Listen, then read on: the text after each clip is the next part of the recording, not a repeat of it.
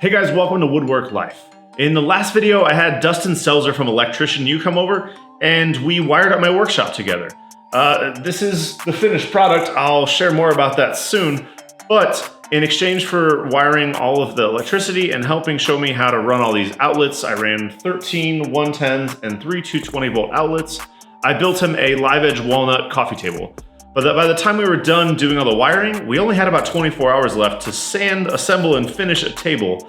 So here is me and Dustin in 24 hours building a live edge walnut coffee table using only the simplest tools and mostly in my driveway. I guess let's get on with it. We'll start by cleaning up this walnut slab. I got an offcut of a walnut slab that was about 30 inches wide. I needed to remove all the milling marks and flatten up the surface. Once the top was flat, I squared off the edges so that I had a good, relatively squared tabletop to build the frame around.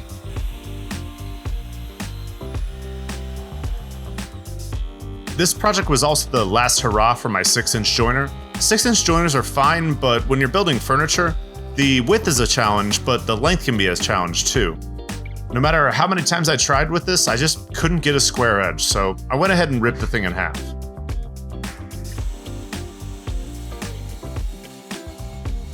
As I'm editing this video, the new shop is actually done, but I guess you can watch me working in a driveway here the way I know a lot of you guys might be.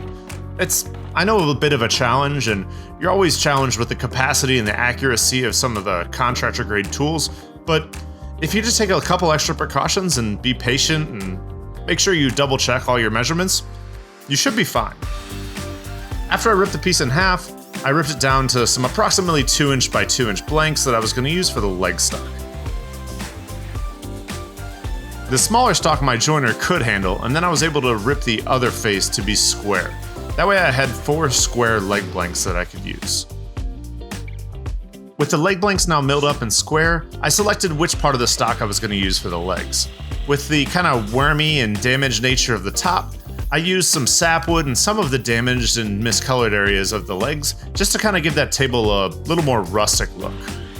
I also rough trimmed the stock I was going to use for the stretchers, just so that I had everything ready to go so I could put it all through the planer in one batch. Working in my driveway and dragging around an extension cord, I really missed having a shop that was all put together. You wouldn't believe how many times I clicked a trigger or turned on a tool without it even plugged in.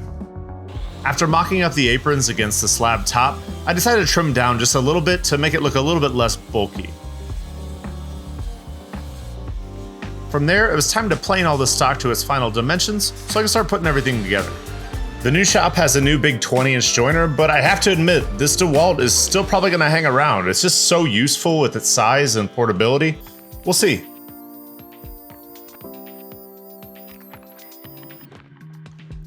Since I had to get everything assembled, sanded, and finished in 24 hours, I chose to use Domino joinery. It's some of the strongest joinery you can use, and most professional furniture shops are going to use it these days. It's super easy, and I even showed Dustin how to do it.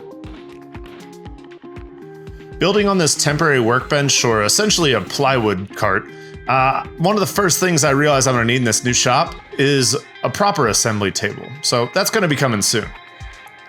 The frame of the table went together super easy, and it was super strong. I did screw up the alignment on a couple of the dominoes, so I had to clean those up with a hand plane, but no big deal.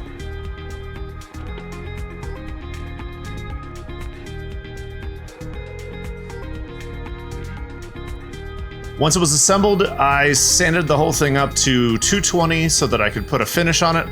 I went as quickly as possible, but I swear it wasn't as quick as it is here in the video. With all the faces sanded, I just broke the edges with a piece of sandpaper. You could probably taper these edges if you wanted to be a little more graceful in the frame, but just breaking the edges so that it wouldn't hang or splinter or snag.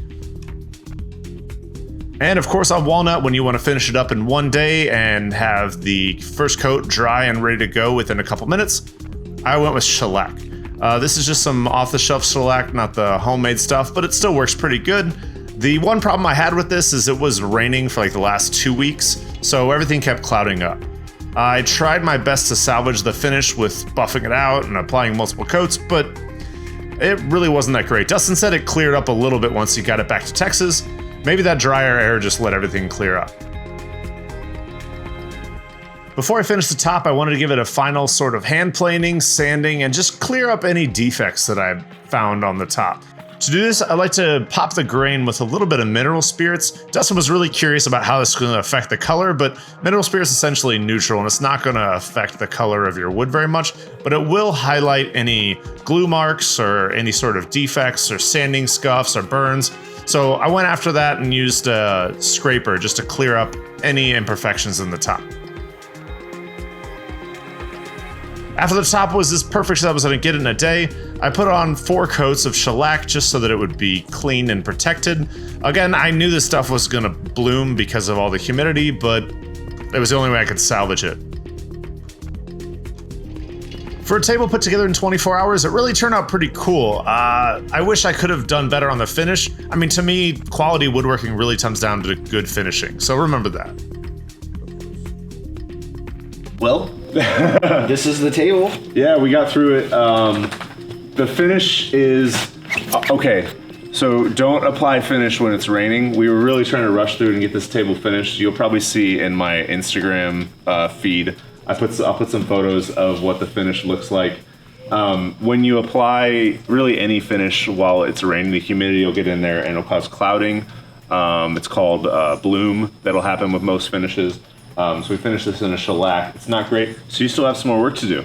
Yes. Did you learn anything in the project? Dude, I learned so much. The little pegs, I forget what you call them. Dominoes? Like how you put the domino system in here. Totally cheating. Yeah, and just how you rip down the wood, made everything straight, like all of it. I've never built a piece of furniture before, so it was really, really cool to see how it's all done. Yeah, I really like the angles and the dimensions and the proportions of this piece. Yeah. I wish the finish would have turned out cleaner. Dude, but I like the rugged. I love this. Like some of my favorite parts of it are just the little divots and this, you know, I don't know what you call it. I'm not smart with all the terms. Whatever that thing is. That's just part of the tree. That's how the tree grew. Yeah. But I love that. I love that there's some of the legs are colored like a little bit more yellow, so it's different color. I like rustic looking stuff like that. So yeah, no, I think it really turned out really nice. I like it. Yeah. Thanks for coming out and visiting. If you don't remember, this is Dustin from ElectricianU, and in case this is his video, I'm Rick from Wood.Work.LIFE. Yeah. It was really fun to build with you, and I really liked meeting you and your family. So thanks for coming out, man. Yeah, man, it was good to do electrical with you. We got your shop all going. You got all kinds of power everywhere. So it was a cool little collab trip. First time I've ever collabed with somebody. Me too. Me too. Thanks for watching. Be sure to like, subscribe, and comment and all that stuff. Remember to keep your tools sharp and your mind sharper. Yeah.